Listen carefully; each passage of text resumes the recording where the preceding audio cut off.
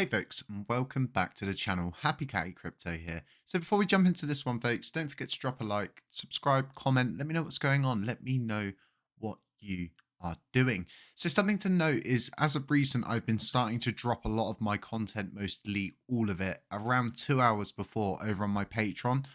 The reason why I'm doing this is because we do have some users over there, and I'm trying to give them something a little bit extra, and it's always nice, isn't it, to kind of get this momentary heads up as to what's going on, because a lot of people know I get up early in the morning before I have to start my in real life work, and the videos normally get scheduled for the morning time, so it's not much different. So for a lot of people that do get up at that time, don't get to watch it the same as me because you're traveling at that time in the morning. Maybe that's a good time for you. Anyway, moving forward. So I think this has been covered before. It may have even been proposed before. If you know what LSDs are and you know what competitive staking yields are, you're going to know exactly where I'm coming from with this. We have an unbonding period of 21 days. For a lot of people, this is too much. It's too deadly for them to lock up for that long. They want to be able to get in and out quick. Well, that's okay if, for example, they get reduced APR, something like this.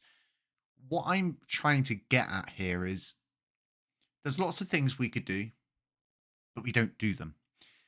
There's so many of these small things we could do, and we don't do them. And it's all realistically at this point, it's lack of vision, lack of direction, and lack of anybody even listening to someone who wants to provide the direction to begin with. So, something I've been thinking about recently, I've tried to get this in the most simplified manner I can. This is an example. Anyone who's thinking, oh, the APRs, that's not how much it is, and that it's an example. Okay. It's just an example.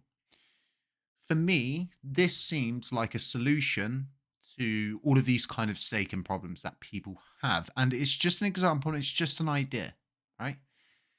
Moving forward, I think what we need to do is provide three tiers of staking rates. The first tier being just LUNC rewards only. And you're saying, why? Why? Why? What difference is it going to make? Well, I can't say to anybody that anything we ever do is going to make a difference whatsoever, but we can try. And it's all about trying, introducing these different methods, these different means, right? The whole idea of not just giving you a hammer and the chain, because you're only going to go around and hammer things.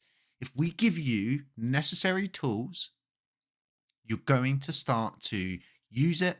You're going to utilize those tools, and possibly the chain's going to get a little bit more from it. Instead of giving you both LUNC and USTC, you've got a 7-day lockup as to which you can leave at any point within 7 days. But you're only getting LUNC, and that should be acceptable for the simple reason we've given you a 7-day lockup. Now, the 7% APR on a 14-day lockup, you could even give them LUNC and USTC, but give them lower APR than what you would normally receive, right? So give them like a 50% reduction on their USTC APR.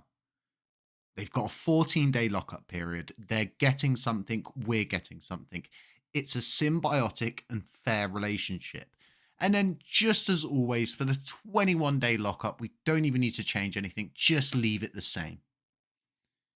And it really boils down to these real simple kind of things we could do. And like I said, maybe someone has proposed this before, maybe not structured it correctly, maybe not got the point across in a collective manner.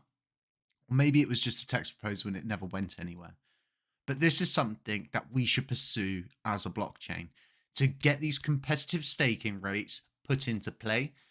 There's something that really bothers me about this chain, and it's just the way all of the transaction, tax, gas, and fees are handled. It's such a kerfuffle. It's a palaver, to say the least. What I'm going to be doing is a video. I'm going to construct this video with a developer, and as to which I'm going to break down what happens when you make a transaction, where it all goes, where it all ends up. And I'm going to try get it into a very simplified version as to people can see what's going on, and you can better understand if we make things more streamlined, if we provide these different kind of routes and we start to actually look at the real core issues on this chain, people will start to use it again. The one thing that our chain did very well prior to us arriving was very cheap gas fees. And having cheap gas fees is like, it's like going and getting a taxi on a Friday night, and you get offered a taxi for $20 and then another guy says to you, hey, I can do that for $10. What are you going to choose? Well, you're going to choose the $10 one, aren't you? So you see where I'm coming from with all of this. Now, with the whole transaction thing, we had a lot of traffic just coming for our chain. People who wanted to jump around where they could in the Cosmos at the times before all the connections got cut, they could. There was opportunities. And this is what it's all about. And it's kind of the same with the USTC repeg. We have never ever seen a team come to play and actually go, this is A, this is Z, this is how we're going to get from A to Z, and this is how we're going to do it, and then implement it. Nobody's ever got to that point, and we're never ever going to know if anything's going to work unless we try to implement it. We can always remove these competitive staking rates, because ultimately what is actually going to happen is we're going to get some sort of LSD staking app, and it's going to come to the chain, and it's going to take something that we could have just provided ourselves. It could be on chain, and it could be in an acceptable format. You would have instead the 21-day lockup, 7 and 14 days. For all I know, we could have 4 tiers. We could have 5 tiers, 6 tiers, however many you wanted as a community. But the thing we've always lacked, once again, is nobody wants to listen to someone who is willing to put forward ideas and simply go, it might work, it might not work, and this is the risk we're going to take. We're never ever, and this is something that really always annoys me, there's no expectations ever set as to what's expected from what we pay out and what's not expected. It's a very, if I was to pay someone, and I mentioned this in my podcast, shout out to the podcast, go and have a tune into that. Had a really good conversation with Duncan D-Day. But all of everything, we seriously need to start getting a team, right, that is willing to work with people, like I was saying, who are willing to put their necks on the line, to put things forward and try out ideas and concepts. And this is what I like about Chris Armani, is he's probably stepped up to one of the hardest positions you could ever step up to in crypto currently, just because of coming out of the back end of that crash, having DK's boots to fill, different things like that. And it's at this point we need a Chris Armani.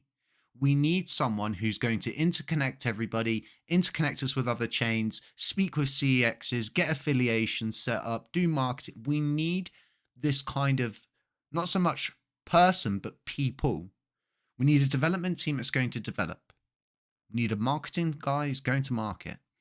We need a PR who's going to PR. And we need a project manager who's going to project manage and keep everybody where they should be, and not just consistently being trashed in the public light, because you get trashed in the public light, you don't really provide anything, you get bad sentiment, all you hear is bad sentiment, makes you want to work less. And ultimately, we've never had a team that listens to the community. And that's the God's honest truth. If we had a team that listened to the community, listened to those who invigorate themselves and actually bother themselves with the community day in, day out, I think this chain would probably get somewhere. For me, I want to see competitive staking rates make their way onto this chain, whether there's ins, there's outs, there's ups, there's downs, there's all of these different issues. We need people who aren't going to go, oh, well, this is an issue, we can't split this out of this. No, you want someone who's going to go, okay, right, this is the issue, this is what we need to do to fix it. We work in an environment of experimental technology. Nobody, I repeat, nobody has qualifications that are certified in cryptocurrency, because guess what? They haven't invented the words for it. They're not even in a dictionary at this point in time, because it's all experimental. The whole thing. So anyone who thinks they've got a guide, a hard guide, anything like that, they're kidding themselves. They don't. And most people are just making it up as they go along. Folks, I'm going to leave it on that. Let me know what you think about staking, these competitive staking rates and things like that. Would you be interested in these kind of different rates? And do you think that it would, at the very least, provide a little bit more exciting incentive and different kind of means for people to come to the chain and earn money and lock up coins at the same time, because someone might lock up for 7 days, right? And then after a month, they might think to themselves, well, the price doesn't fluctuate a great deal. It's not huge percents it's moving by. Or maybe I'll go for a 14-day lockup and grab some of that USTC. It's all about getting the user to dip their toe in the chain. It's at that point, once they dip a toe, we need the tools, we need the utility, we need the dApps, we need the projects, we need things to keep users on chain, but also let users go off chain and come back to chain. Don't build in a vacuum. Don't build a funnel. Folks, stay safe, stay humble, stay aware, and as always, I'll catch you in the next one.